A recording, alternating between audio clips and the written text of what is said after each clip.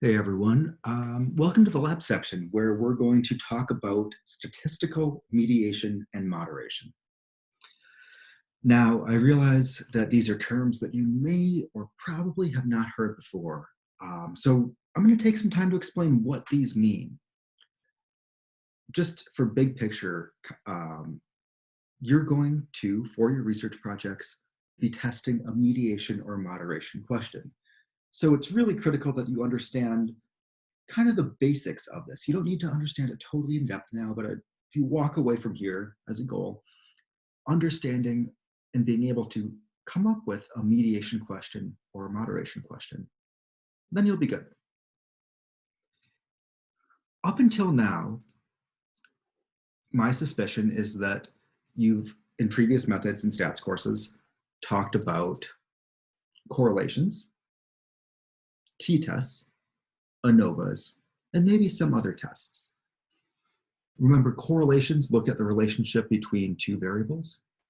T-tests look at differences between two groups. So is there a difference between men and women, for example? And ANOVAs look at the differences on some dependent variable between more than two groups.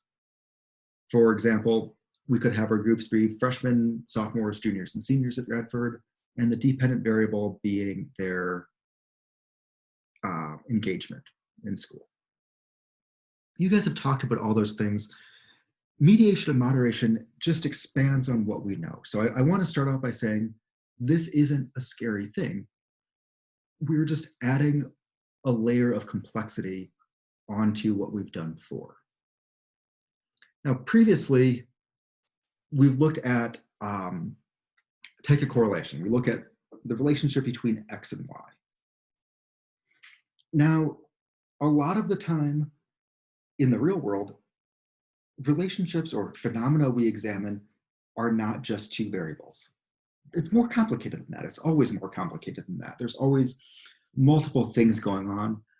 And what mediation and moderation do is they let us add a third variable in to test how that third variable is affecting things. This is really what you'll, again, be doing in your projects. You're going to start with a basic X and Y, IV and DV relationship, and you're going to add in a third variable and test whether that third variable has an effect on that relationship. Don't worry, because we're doing this online, I've picked out a data set for you and picked out two questions, one for mediation and one for moderation, for you to choose from, and we'll talk about that at the end. So what do these terms mean? Moderation means it depends on when and who.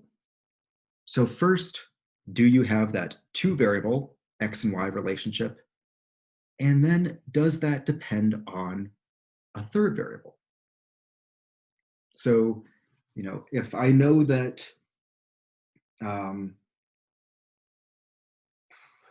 job satisfaction leads to intent to quit from your job, you want to leave. If you hate your job, you want to leave your job. That's going to depend on the availability of other jobs, right? If you hate your job, and you're going to leave it if you can find something else. If you hate your job, you might stay if you can't find another job and just kind of deal with it. So the relationship between job satisfaction and turnover depends on the availability of other jobs. Hopefully you can start to see why this is a little bit useful. A lot of times our X and Y relationships depend on some sort of situational factor. By testing moderation, and by the way, today is just conceptual, what kind of questions we can ask. Later this semester, we'll talk about how to test this in SPSS or statistically. But for now, I just want you to get a sense for what kind of questions can you ask and why are they useful. So a lot of times, our basic X and Y questions depend on some moderator. Contrast this to mediation. Mediation is a because of variable. There's a relationship between X and Y, but it's really because of a third variable in there.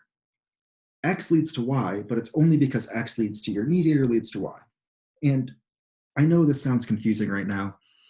What we're going to spend a good chunk of today's lecture doing, or lab doing, is walking through examples so you can start to see how and why these things work.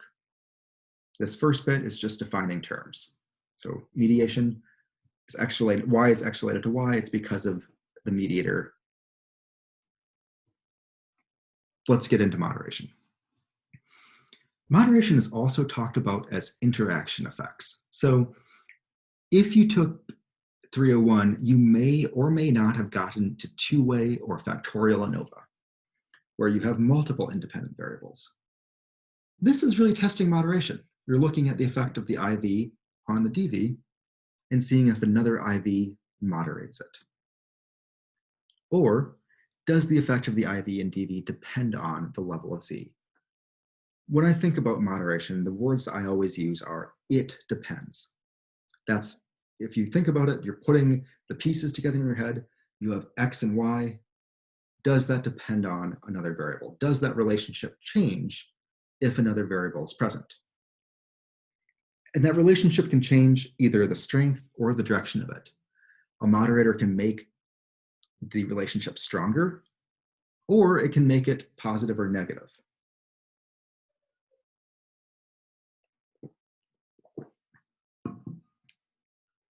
Damn cat hair everywhere. So here's an example. The relationship between tenure, or the number of years on the job, and pay is moderated by gender. So in this example, you see that the strength of the relationship changes, or the slope. If you look at the lines and how sloped they are, the line is more sloped for men than for women. For women here and men here. You start off when you're brand new at the job, men are making a lot more money. But as you're at the job longer, the gap closes. Now, it doesn't become equal, but the gap closes. This, a good example here is, if it looks like the lines might cross in your graph, it means you probably have moderation. And the way that we talk about this is the relationship between, there's a relationship or a correlation between tenure and pay. But it depends on gender. In other words, yes, there's a relationship between those two variables, but it looks different if you're looking at men or women. Hopefully this makes sense at this point.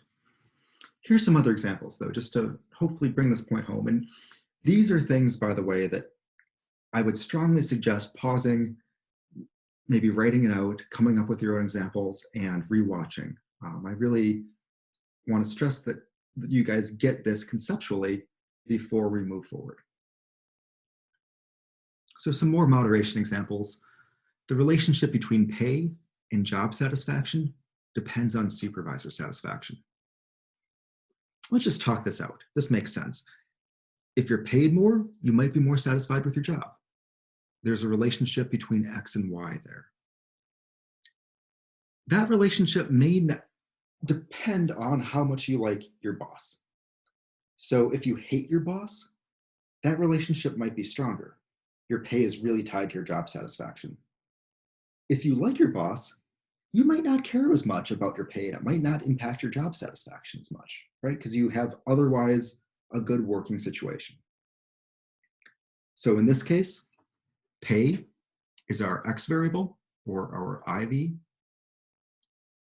Job sat is our Y variable, or dependent variable, and supervisor satisfaction is our moderator. Here's another one. The relationship between intelligence and job performance depends on the complexity of the job. We know, as Iowa psychologists, there's research showing that people that are smarter perform better in the job. If your job is really complex, if you're a nuclear physicist, this relationship is probably really strong, right? The smarter you are, the better you're going to perform, because your job is really challenging, really complex.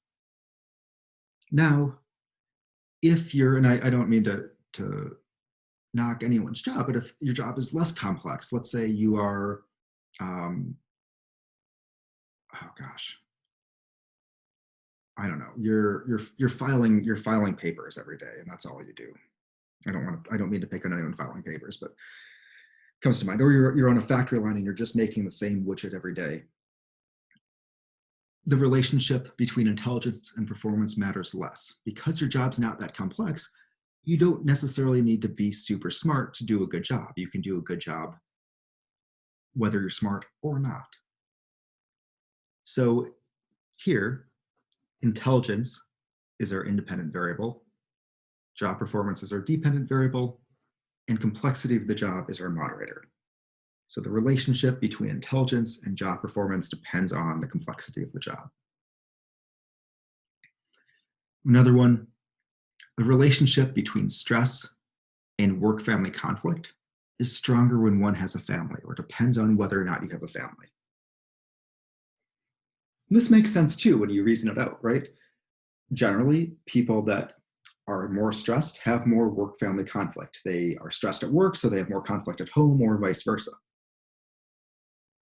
This only matters, though, if you have a family, right? If you don't have a family, or it could be the number of people in your household, or whatever it is, however you want to measure it. But you can bet that the more family you have, the stronger the relationship between stress and work-family conflict is. If you don't have that much of a family, you might be stressed, yeah, but it may not relate to work-family conflict as much because you don't have a family. Let's run through a couple, or one rather, example, not using IO psychology stuff, just to kind of bring this point home. The relationship between hours studied and grades earned depends on, or is moderated by, the number of classes you attend. So where IV is hours studied, the more you study, the higher your grades as our dependent variable. So IV, DV, that's a relationship. I would guess though, I haven't researched this, but I would guess this relationship is pretty strong when you've attended a good amount of the classes, right? If you study a lot and you attend class, you're gonna do well.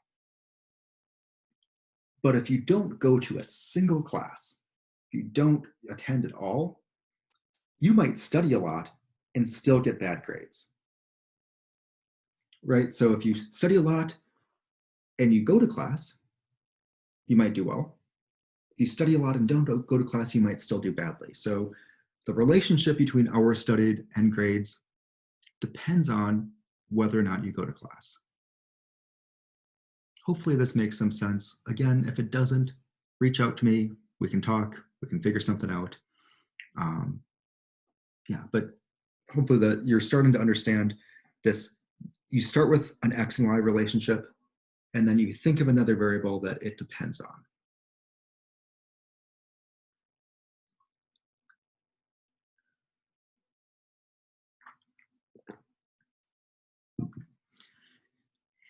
Now let's get into mediation. Mediation sometimes is trickier for people to get, sometimes isn't. So I'd be curious to know if you think it is or is not. Mediation starts with this X to Y relationship. And don't worry about these other letters here that much yet. It starts with this X to Y relationship, but it says that any relationship you see here is really due to some other variable. Yeah, if you just measured X to Y, you'd find a correlation. But if you measure M too, the mediator, you'd find that X goes to M, which in turn goes to Y. And that's why there's a relationship there. I know this one can be tougher to get. So let's work through these examples. I have a few IO ones and a few non-IO ones to help this make sense. The first one is workload leads to perceived stress, leads to burnout. And the way to think about this is if you just measured X and Y, which is workload and burnout, you'd see a relationship. The more someone works, the more they're burned out. Sure, that's fine. But if you wanted to dig deeper, you'd find that it's not just that working more burns someone out. It's that working more leads someone to feel more stressed, and it's that feeling of stress that actually leads to the burnout. So if we look at our diagram again, workload leads to burnout. Why? Sure. But it's really that workload leads to stress, and that in turn leads to burnout. And that's what's going on. And you might ask, why do we care? Why are we adding another variable if we know the X and Y? A lot of times it helps us understand why something is happening. So in this example, sure, we know that workload leads to burnout. Maybe we can't do anything about workload, but if we know that stress is the mediator, maybe we can do an intervention on stress and train people to be more mindful and less stressed. So by identifying mediators, we can sometimes understand why something is happening, giving us a better chance to fix it. In a more positive example, goal setting leads to hours worked, leads to job performance. The IV is goal setting, the mediator is hours worked, and the DV is job performance. In this case, our X and Y is goal setting and job performance, and we see that people that set goals do better. That's good to know, but why? Why does this work? It's that people that set goals end up working more to meet those goals and in turn do better. The why is important. If I'm at an organization and I'm training people on goal setting, if they ask me, well, why does goal setting work? If I don't do the mediation, if I don't figure this middle part out, I might just say, well, goal setting leads to performance, so we know it's good. Now I could say, if I did the mediation, well, we know goal setting works because it makes it so that you end up working more or working smarter or working harder, whatever it is. And that's what leads to performance. The whys matter. We're psychologists. It's one thing to identify relationships between two variables. It's another to figure out the process behind that relationship. One last IO one. Family obligations lead to work-family conflict, lead to dissatisfaction. So family obligations is our X variable, our IV. Work-family conflict is our mediator. Dissatisfaction is our outcome, or DV. This is a fun one. This is an interesting one. So if you looked at just the X and Y relationship, you'd see that family obligations lead to dissatisfaction. And oh boy, that's not great, right? If you just looked at the X and Y, you'd say, and let's say you're a manager at a company, you'd say, well, people that have more family obligations are more unhappy with their jobs. Gosh, maybe there's something that, like, we just shouldn't hire people with families. Like that's not a good solution. By finding the mediator, we can identify a solution here that it's work-family conflict, and what we can do then we could try to reduce that. But in this case, it's not that having family obligations makes people unhappy. It's that having family obligations makes them feel like they're not doing enough at work or at home. That's that work-family conflict. And that makes them unhappy. That's a totally different story. By adding the mediator in, it changes the story entirely. It goes from, you've got family stuff to do, so you're unhappy, to you've got family stuff and it makes you feel conflicted about it. And because you feel like you're not doing enough, and that makes you unhappy. Totally different things. And that's, I think, one of the better examples of why we want to look for mediators, is to figure out the why, or the process behind an X and Y relationship. Here's a couple more kind of general real world examples, because I really want to make sure that everyone feels a little comfortable with this. And I'll take a little comfortable today. Attendance in class leads to increased knowledge, leads to higher grades. IV is attendance in class. Mediator is increased knowledge. The DV is higher grades. So if you just, again, looked at the X and Y, if you're into education research, you'd see that going to class leads to higher grades. But that doesn't really tell the whole story there. It kind of makes you wonder what's going on. Does simply sitting there, do you absorb information? Do you just get it through the air? No, well, sort of. But attending doesn't guarantee that you're getting a higher grade. What attending does is it forces you to be there, to learn more, to have more knowledge, and that higher knowledge gets you a higher grade. Another good example is perfectionism leads to anxiety, leads to depression. So we know that perfectionism leads to depression. That's our X and Y two variable relationship. But why? Do people that are perfectionists, are they destined to be depressed? No. It's because perfectionism leads people to be anxious about things, and that anxiety leads to depression. So if you're a clinician and you just look at the X and Y relationship, you might say, well, we have to have people that we can't have perfectionists, otherwise they'll be depressed. And that's not actually what's going on. That's not an effective solution. The effective solution is to identify the mediator to say, okay, people that are perfectionists get anxious, and then they get depressed. So what can we do for people that may be perfectionists to reduce their anxiety? By adding that mediator, that third variable in here, we are much more effective at treating this issue. So a lighter one that I'm sure none of you have any experience with as college students, drinking leads to lowered inhibitions, leads to poor decision making. If we look at just that two variable relationship, drinking leads to poor decision making. That's not the whole story though, right? Yeah, you drink, you might do things that you wake up in the morning and don't feel like you made the best choice, hypothetically. But is it that if we start drinking, we immediately make poor decisions? No. It's that drinking lowers our inhibitions, and those lowered inhibitions lead us to make poor decisions. And the last example that we'll talk about is cardiovascular health leads to better heart health, leads to a longer lifespan. So let's take running, for example. Running leads to a longer lifespan. That's our X and Y relationship. If you run, you're going to live longer.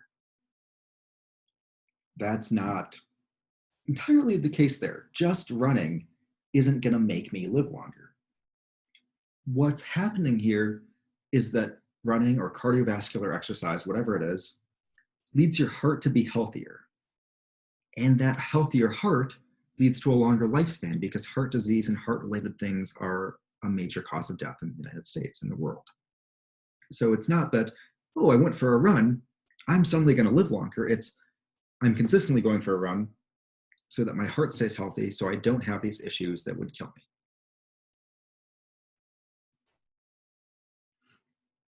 Okay.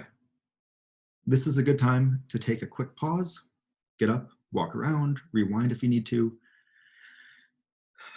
I'm going to talk really briefly about the two questions you have for your research project. Now, I said earlier in emails and in that intro video, and I'll reiterate, a big part of this class is doing a research question. Now, if this class were face-to-face, you might pick out variables on your own. You might collect your own data. But because of some of you don't have access to computers or SPSS, I decided to say, let me just give you two possibilities, and I will provide all of the output and talk about that output with you all related to these questions. What you're going to need to do in your task for today is choose which one of these is more interesting to you to write your lit review on and write up your research paper on. In the next lab, I'll talk about what goes into the research proposal that you need to do, but it's basically going to be a literature review on these topics. So one topic option is mediation. One topic option is moderation. The mediation option is the relationship between stress to intent to quit is mediated by job satisfaction. So the story here is stress leads people to quit their job. But that's not all that's going on. Stress actually makes people unhappy at their job, and it's that unhappiness that leads them to quit. So we found that third variable, that's the process variable in there. The mediation option is the relationship between work-family conflict and job satisfaction is moderated by stress or depends on stress. So yeah, work-family conflict leads to lower job satisfaction, but it's moderated by how stressed you are. If you're not that stressed, it's not going to be that strong of a relationship. But if you are really stressed, yeah, the relationship between work-family conflict and job sat will be stronger. So I picked these questions because I know that there's a lot of literature on them. If you search for any of these terms, job stress, intent to quit, job satisfaction, work-family conflict, and you search for those terms and meta-analysis, you are going to find a bunch of articles that are going to help you write your literature review. So the goals of today's lab were twofold. One, that you understand mediation and moderation just from being able to be like, okay, those questions make sense. I get why we'd ask those. And that you understand the difference between the two. Moderation is an it depends question. Mediation is a because of question. The relationship between X and Y is because of the mediator. So understanding, differentiating, and then the third goal today is to pick out which of these questions is most interesting to you because you're going to be writing a paper on it. Now, if you pick something, you can change it, you can rewrite, that's fine, but I want you to start thinking about which one of these will work best for you going forward. And in the next lab, I'm going to pull up the full research project rubric, talk about the research proposal, and send you on your way to be successful with that. Okay, that's what we got today. Hopefully, please, again, email me, reach out if you have questions, if none of this makes sense, rewatch, take notes, whatever you got to do, or a bit of all of these things. And until then, be well. Talk to you later. Bye-bye.